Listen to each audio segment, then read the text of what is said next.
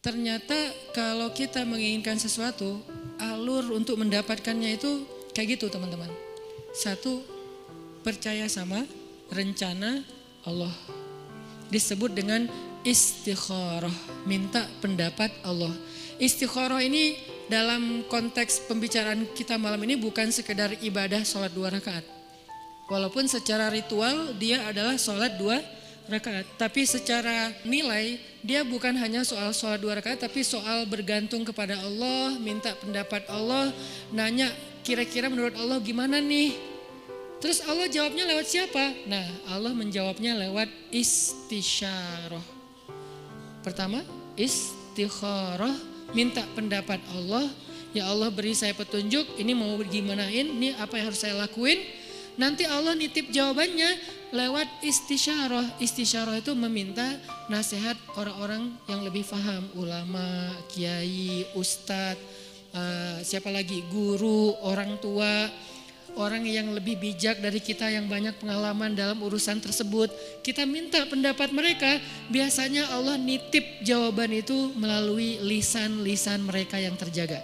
Karena memang Allah mengatakan Auliyaullah, wali-wali Allah itu ketika dia sudah dekat dengan Allah, maka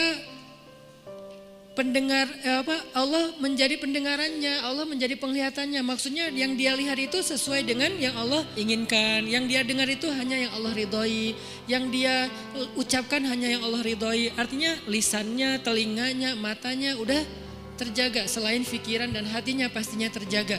Nah, orang kayak gini tuh utusan Allah setelah Rasulullah SAW dalam wujud ulama, da'i, bukan dalam wujud nabi dan rasul, karena tidak ada lagi nabi setelah Rasulullah. Jadi kita kalau mau tahu Allah nitip pesan ke kita, cari tahunya ke ulama.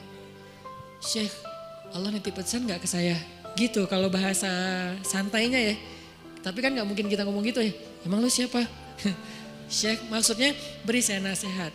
Cuman itu terlalu resmi lah. Analoginya kita kayak nanya, ada pesan gak untuk saya dari Allah? Lewat siapa nanya pesan untuk saya dari Allah? Lewat orang solih yang lisannya terjaga. Biasanya Allah akan titipkan pesan lewat lisan mereka untuk kita. Ini namanya istisyarah, meminta isyarat. Isyarat itu bahasa Arab yang jadi bahasa Indonesia. Isyarah jadi isyarat. Isyarat itu artinya petunjuk. Jadi kalau ada yang ngasih isyarat berarti ngasih petunjuk. Itu arti sebenarnya dari isyarah. Jadi istisyarah meminta isyarat atau meminta nasihat yang sifatnya menunjukkan jalan mana yang baik yang harus kita jalanin. Karena Allah gak bicara langsung kepada kita dalam bahasa wahyu kecuali apa yang sudah diwahyukan di Al-Quran. Karena yang bicara langsung dengan wahyu itu kan hanya para nabi. Kita kan gak bisa langsung wahyu turun dari langit, saya baru dapat wahyu, gak bisa kan. Kadang-kadang kita kayak kegeeran gitu, saya baru dapat ilham, padahal bukan ilham gitu kan. Ilham dari siapa dulu nih? Bisa jadi ilham dari wasawisus syaitan. Siapa tahu ilham kita tentang komen, tentang caption, tentang postingan, tentang repost, broadcast, itu bukan dari Allah, dari setan, karena tidak terjaganya kita. Kalau para ulama, insya Allah mereka terjaga, Allah yang jaga mereka. Sehingga insya Allah ilham mereka itu gak dari mana-mana. Apalagi mimpi ulama itu adalah benar. Mimpi Nabi wahyu, mimpi ulama benar. Itu satu tingkat di bawah para nabi. Bahkan disebutkan mimpi ulama adalah satu bagian dari 70 bagian kenabian. Nabi itu kan punya banyak bagian kenabian, nubuwah namanya. Nah, satu bagian dari 70 bagian itu adalah mimpi yang benar dari seorang ulama atau orang soleh. Sehingga saya merasa bahwa minta nasihat dan minta doa dari Habib Ali Zainal Abidin itu bagian dari isyarah. Setelah itu ini nggak harus berurutan ya, istikharah, isyarah itu nggak harus berurutan. Bisa yang mana yang memungkinkan duluan. Akhirnya kemudian saya istikharah, minta Allah, ya Allah saya pengen ketemu Nabi. Pas umroh ternyata bisa ziarah Nabi di depan makam Nabi. Selain sholawatan, saya ngomong gitu semampu saya. Walaupun sebetulnya malu gitu mau ketemu Nabi. Kenapa? Amalan kurang, sholawat kurang. Ujuk-ujuk datang minta banyak request gitu kan, kayak ngerasa nggak pede. Tapi mau ke siapa lagi? Meminta nasihat dalam bahasa kayak apa ya? Kayak orang lagi berkunjung gitu. Walaupun pastinya doanya kepada Allah. Jadi saya bukan berdoa kepada Nabi ya, berdoa kepada Allah. Cuman lagi ziarah tuh kayak ngomong gitu. Sebagaimana Nabi bicara dengan Khadijah ketika ziarah makam Khadijah. Ya Rasul, saya gimana ya?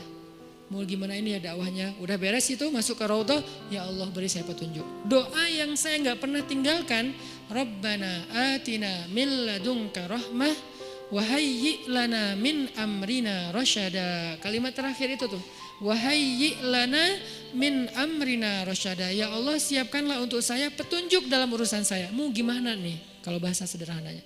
Ternyata Allah beri petunjuk lewat doa tadi para orang soleh, kemudian mimpi, kemudian dapat sebuah kejutan dari Allah yang mungkin sebagian orang melihat kejutan ini sebagai sesuatu yang sedih, musibah, ujian. Tapi saya ngelihatnya ini bukan ujian, ini justru jawaban dari doa saya bahwa Allah ingin memberikan celah. Oh gini masuknya, sehingga akhirnya saya merasa bahwa saya mendapatkan apa yang saya minta. Ini sebagai testimoni orang yang pernah mencoba jalur itu ternyata berhasil, maka coba deh dalam urusan kita. Gimana? Istikharah, istisyarah, istifta. Apa itu istifta? Istifta dari kata fatwa. Bahasa Arab kalau ada ista, alif sinta, itu artinya meminta. Apaan minta apa gitu. Ini kode gitu. Jadi kalau dalam grammar bahasa Arab ada alif sin ta, itu artinya meminta. Jadi kalau istisyarah meminta isyarah, istikharah meminta khiyarah, istifta meminta fatwa. Jadi minta fatwa. Minta fatwa itu mana? Halal haram, benar salah, hak batil, mana yang harus saya pilih. Nah itu namanya istifta. Sehingga datangnya harus kepada ulama. Kalau istisyarah boleh ulama, boleh orang bijak, boleh orang tua, boleh orang soleh yang ahli ibadah gitu kan. Bisa jadi ahli ibadah itu teman kita sendiri atau siapapun yang kita kenal. Tapi kalau istifta harus ulama. Kalau di Indonesia ulama yang tergabung dalam sebuah organisasi yang resmi, majelis ulama. Itu yang masalah istifta. Dan yang keempat, ini yang paling penting, istiqomah. Apa arti istiqomah?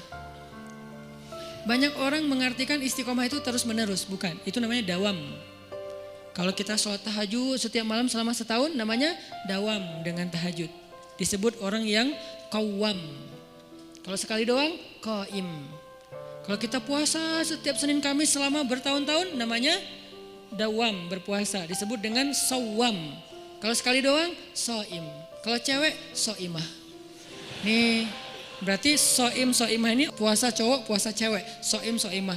Kalau udah sering, sawamah. Kalau qiyam, qaimah. Kalau udah sering, qawwamah. Itu dalam bahasa Arabnya. Nah, itu namanya dawam, terus-terusan, daimun gitu kan. Mereka selalu dawam.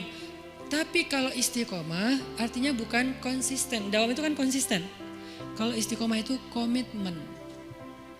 Apa bedanya? Kalau komitmen itu tetap on the track apapun yang terjadi. Itu namanya istiqomah. Gak mau keluar dari garisnya. Gak mau keluar dari fisabilillah. Gak mau keluar dari syariat. Dengan batasan syariat yang luas pastinya. Jangan sampai kita menuduh orang udah keluar dari batasan syariat padahal batasan kita sempit. Bisa jadi dia gak keluar. Cuman batasan kita yang sempit. Harusnya syariat itu luas. Keluasan syariat tergantung wawasan Islam kita. Ada yang mengatakan, itu gak boleh, padahal boleh. Kenapa dia bilang gak boleh? Karena mungkin dia baru tahu satu dalil. Itu haram, padahal makruh. Itu makruh, padahal mubah gitu kan. Nah intinya kalau kita gak keluar dari batasan syariat apapun kejadiannya, kita disebut orang-orang yang istiqomah. Komitmen dengan Islam. Kalau komitmen, Allah pasti bantu. Innalladzina qalu rabbunallah tsumma istaqamu. Allah bantu apa? Tatanazzalu alaihil malaikah, malaikat turun. Kemudian Allah menolongnya, Allah menjauhkannya dari musuh. Nah ini 4 cara untuk sampai kepada kebaikan yang kita harapin. 1, minta pendapat Allah. 2, minta pendapat orang bijak. 3, minta pendapat ulama. 4, kalau udah tahu dari 3 itu ilham, kemudian isyarah, kemudian fatwa, maka fastaqim. Fastaqim. Tetaplah di situ, jangan melenceng walaupun sekedar mata ataupun perasaan. Apalagi sampai kaki kita melenceng.